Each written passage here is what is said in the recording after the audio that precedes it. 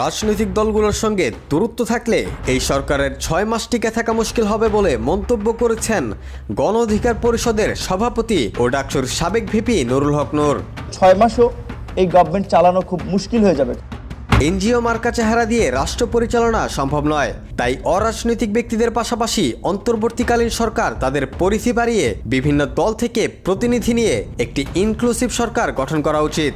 অন্যথায় রাজনৈতিক দলগুলোর সঙ্গে দূরত্ব থাকলে আমরা ২ বছর বললেও এই সরকার ৬ মাসও টিকে থাকতে পারবে না। শনিবার রাজধানীর এফডিসিতে আয়োজিত ছায়া সংসদে এসব কথা বলেন নুরুল হক নূর।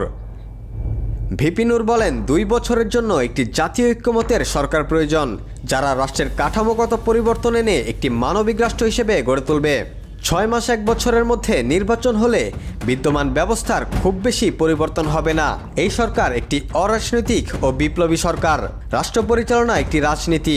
অরাজনৈতিক ব্যক্তিদের নিয়ে পরিপূর্ণভাবে রাষ্ট্র পরিচালনা সম্ভব নয়।